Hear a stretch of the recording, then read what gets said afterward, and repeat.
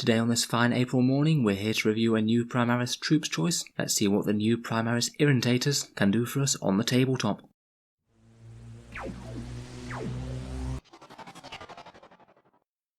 Hello and welcome back to Auspex Tactics, the strategy-focused 40k channel, where we're all about getting the most out of our miniatures on the tabletop. Yesterday is a very good day for Primaris Space Marine owners, because Games Workshop has come up with something else for them to buy. I think that we can all agree that the thing that was most missing from the Primaris range was another set of power-armoured guys wielding bolter equivalents, whose names begin with I and end in OR. Fortunately, Games Workshop has stepped up to the plate with the new Primaris Irrintators. Yes, I know it's not really a word. Apparently on the Warhammer community article, they said that they wanted to call them irritators, but apparently someone in the legal department said that wouldn't be copyrightable enough, so they threw in an extra N in the middle of the word, so if anyone tried to manufacture some of their own, then they could sue the pants off them.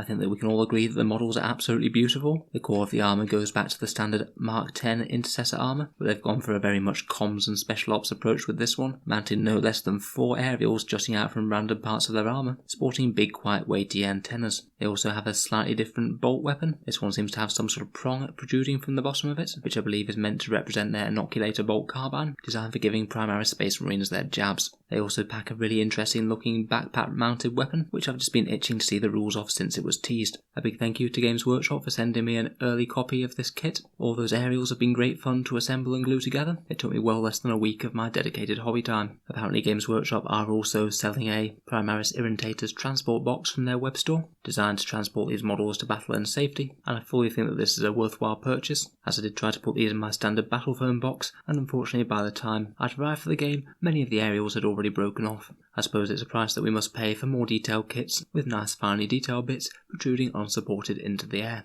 I guess it means that we can have yet more hours of hobby fun gluing the things back together. In the background, the Primaris Irrintators are a whole new set of Primaris Space Marines engineered by the genius Belisarius Core. They are seen as the next generation of Primaris, fairly similar in nature to the standard intercessors, but mounting a quad Irrintator comms array and an all-new revolutionary backpack-mounted light heavy bolter, which truly was an engineering breakthrough. The Irrintator's comms array gives them a 360 field of vision, making them basically like normal Primaris Marines but better. They are armed with their signature Irritator bolt carbine, which can be chosen to have the inoculator and inseminator attachments. As I mentioned, the inoculator bolt carbine will help keep your Primaris Marines free from the taint of Nurgle, while the other one I believe is something to do with fertilising cattle. Irrintators are all-round paragons of war, their main tactical weakness being their slight inability to negotiate their way through doorways, and it's a common sight to see squads very carefully edging their way through dense urban environments, trying not to get their scanner packs caught on the edges of doors and windows. However, this downside does come with some positives. It was famously an Irrintator that took out the great Tyrannid bio-titan Nancy Pembleton, as while Nancy was trying to devour the Irrintator, one of the comms arrays stuck painfully in her eye, causing her to go on a berserk rampage through her own Tyrannid forces. The left leg of Brother Septimus was later recovered, and it remains a revered relic of the Ultramarines to this day, perfectly expressing the nobility of self-sacrifice. So let's see what these mighty warriors can do in the rules then. Now this data sheet is one of the ones that's available on Warhammer Community. It seems that when they packaged the box, someone at the factory made a mistake between Irrintators and Infiltrators, so Games Workshop have mistakenly included the Infiltrator datasheet along with the new miniatures. To be fair to them, it's a really easy mistake to make. I'm sure everyone's got the Primaris Infantry's names confused once or twice before. Irrintators are of course a troops choice for Codex Space Marines, and interestingly enough they have a power level of pi. Most of the time we see whole numbers, so it's really refreshing to see Games Workshop branching out and using an irrational number as part of army construction. It certainly makes list building a little bit more of a challenge, although it does mean if you do include Irrintators in your list, you are going to really struggle to use up every power level available to you. Pi doesn't always divide neatly into most numbers. In any case, you get 5 Primaris Irrintators in a squad. Each model is armed with an Irritator bolt carbine and a backpack-mounted light heavy bolter. Irrintators have a movement of 2d6, and Games Workshop clarified in the FAQ that you do roll individually for each Irrintator, which is good in some ways because some of them might roll really high, but you might be a bit limited if one of them rolls a 2, because you have to keep the entire squad in coherency. They have a weapon skill and ballistic skill of 3+, a strength of 5, which I'm not entirely sure why they do. I suppose it's just like the Chaos Havocs when they came out. They've randomly chosen to just boost a single stat to make the models a little bit stronger without any real in-world justification as to why they've done so. I think that's a really fun choice, and they'll certainly be hitting things in close combat a lot better than you might have expected them to. I guess it's important that we keep the power creep going. They have 2 wounds, 2 attacks, Leadership 9, again looking like part of the general trend Games Workshop has at phasing leadership out as a meaningful mechanic, and a 3+ save. Their weapons that they're equipped with are the Irritator Bolt Carbine, which you have to roll the range for, which is 8d6 inches, because more randomness in the game directly equates to more fun. They're rapid fire 1 weapons, with a strength of 2d6 divided by 2, and an AP of -1, and a damage of 1. And this edition does have some special rules, which we'll talk about in a second. And now the backpack mounted light heavy bolter that I was really interested to see the stats for. It has a 24-inch range, rapid fire 1, strength 4, AP nothing, and damage 1. I really like what they've done with this. It's not like anything that we've seen before, to my knowledge. It is what I would imagine a lighter version of a heavy bolter to be. A few less shots, a little bit less strength than AP, but because it's lighter, they've made it a rapid fire weapon to show that they can be carrying it around and still firing with it.